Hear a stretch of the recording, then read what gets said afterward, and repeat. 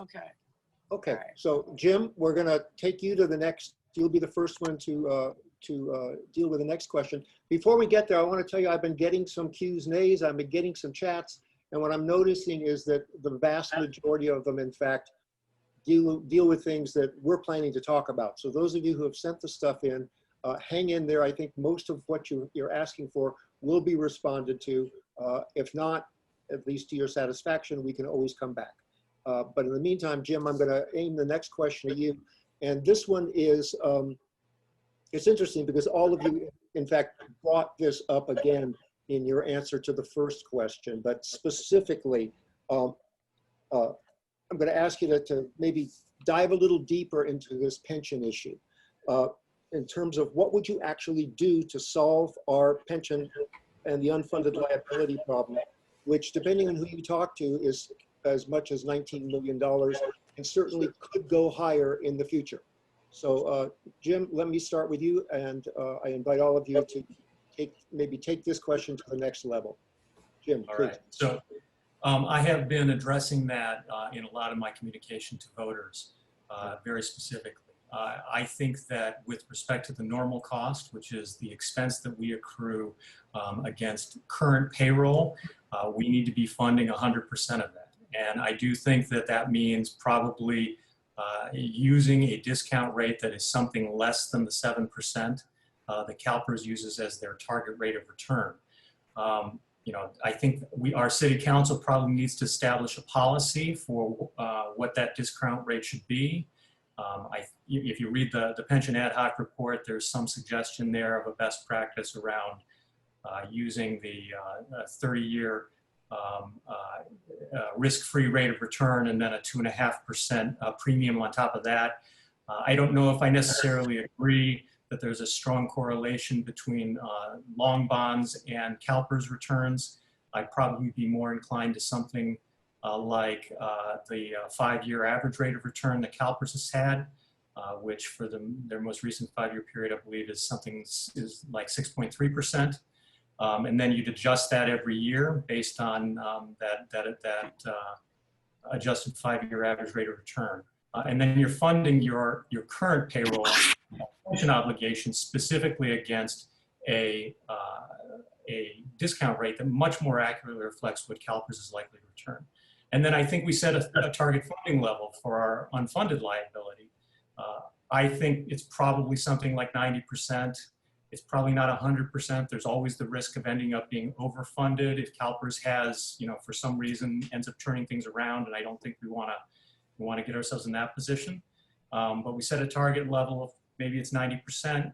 We develop a plan to achieve that. I would do that without availing ourselves of programs that tie our hands. I mentioned Fresh Start, which is a program of CalPERS that would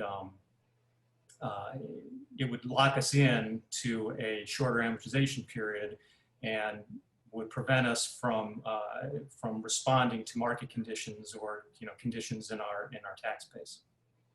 That's it. Thank you. Okay, is it me? Yep. Okay, great. Great. Well, I'm glad that this question's on the table because as somebody who spent months and hours researching it, I'm glad to see that it's seen the light of day. It's regrettable that they weren't able to have the review or the report out discussion on Tuesday due to the presidential debate, but it's out there. And so I'm not going to belabor some of the points. I do want to just provide a little bit of context for those out there that aren't that familiar with what is the size or the issue related to pensions and why it's so important to address it to stabilize our costs. Payments are rising annually. So in 2016, our payments for our pensions to CalPERS were $1.2 million. This year, it's projected to be about 1.8 million, and in 2026, it's projected to be 2.9. That's a huge increase, and every time there's an increase, that's a squeezing out of services that we can be providing to the city. So that means the weeds are plenty, the trees are not trimmed regularly, fountains are sitting idle, and infrastructure is not being maintained. So we do need to cover that and address it. And worse, the payments that we're making are not even fully covering the cost of the pensions, which means that our liability just keeps growing and growing and growing, a bit like if you only paid the minimum amount on your credit card.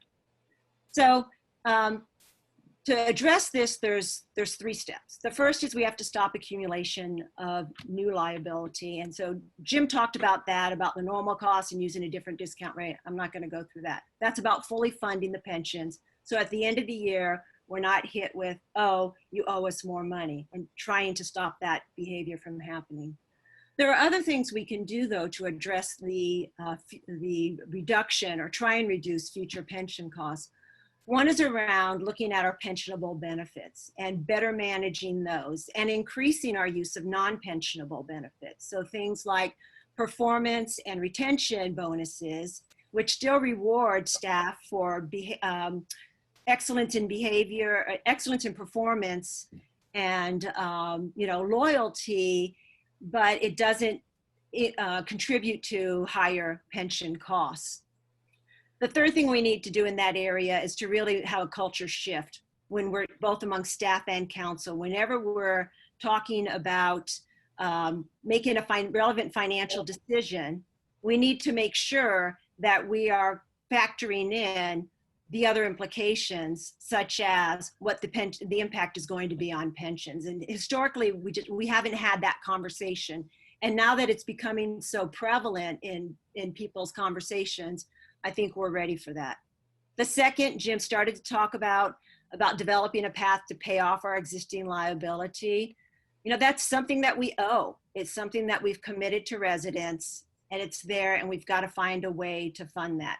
Whether it's through dedicated financing, I think Gain might have talked about this around having a policy around ending fund balances, whether it's around a part of the budget, that there are things that we as residents need to talk about and come to a decision. I mean, there is a possibility. One of the things in the report talks about a temporary tax.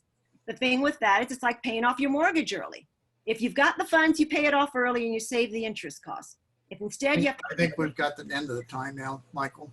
Okay, John died halfway, but we're not at the end of the.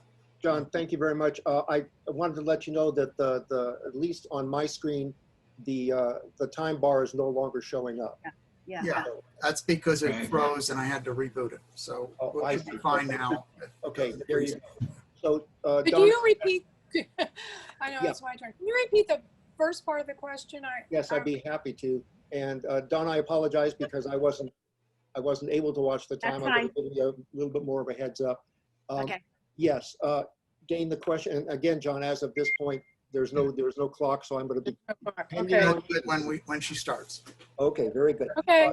The question is, what would you do to solve our pension, specifically the unfunded liability issue, given that it now exceeds maybe $19 million? Yeah. And Okay. it Yeah. certainly be going up in the future. So, Right. yeah. So 2 things. It looks like we've got to split it in 2. There's what we call old debt, which is the unfunded liability, and new debt, which are current pensions. Measure E did not fill even meeting the current debt. We're about 2.1, a little bit more than that, $1 million short of fully funding even currently, from what I understand from the reports. Now let's talk about the old debt. So the old debt, which is the unfunded, we absolutely owe that to people who did work for the city. I agree with Dawn, that is an obligation we have to meet. So I looked at the pension report and I looked at all of the 6 options that they talked about, other than one of them was make the budget look simpler to all the residents, which I totally agree with. Make it look simple. Clearly re-amortization from a 30-year fixed to a 15-year fixed, or can we add some blue payments, or can we create a 115 with the surplus that we get, even though there is no surplus? Can we do a few balloon payments to make it look a little bit better? Can we take some money from this general fund and push it over? Really all of those depend on number 5, which is raise taxes. I really think we need to be more creative. Raising taxes opens an entire can of worms for everyone let alone during COVID-19. Some people don't have their jobs. They're barely hanging on. I know that doesn't sound like PVE, but there are people out there. So I really think we need to be more creative. And I like Don's idea of the revenue committee. Get a committee together and let's all get our heads together, get more money in. Thank you. Thank you very much. All right, so we're going to move to the next question. By the way, again, just a heads up for those of you who are sending things in, we've gotten a number of questions regarding the police, funding the police, all of that. And so for candidates, the next 3 questions are going to be specifically around the police issues. So Bill hasn't spoken yet, Michael. Yeah, I was going to say, before we move on, could I answer? oh, I am so sorry because I just got a note here from your wife saying, dude, you forgot Bill. I am not surprised at that. So please go ahead, Bill. I'm Quite all sorry. right. Well, I think everyone has pretty much gone over the ad hoc report, and we're pretty much in agreement. One thing I would disagree on is about shortening the amortization period. I think if we can do that and do it successfully, it will save us interest. So that's something we need to look at. Another thing is how we raise more revenue without taxing. There is a tax that doesn't affect all residents, so we might look at that. That's the real property transfer tax. Right now, it's we're at $1.10 per thousand, and that's basically the minimum that the county allows. But there are other cities in the state that are anywhere from $4 to $35 per thousand. And none of them have seen a decrease in real estate sales because of that. So I think that's something we need to take a hard look at, run models and see how that'll help us out. But I think that could result in a couple of $1 million extra in the coffers. And that's it for me. Okay, thank you very much. I promise not to forget you again. For those of you who are watching, believe me, this is the first time any of us have done this. So just patience. We'll make this work. Okay.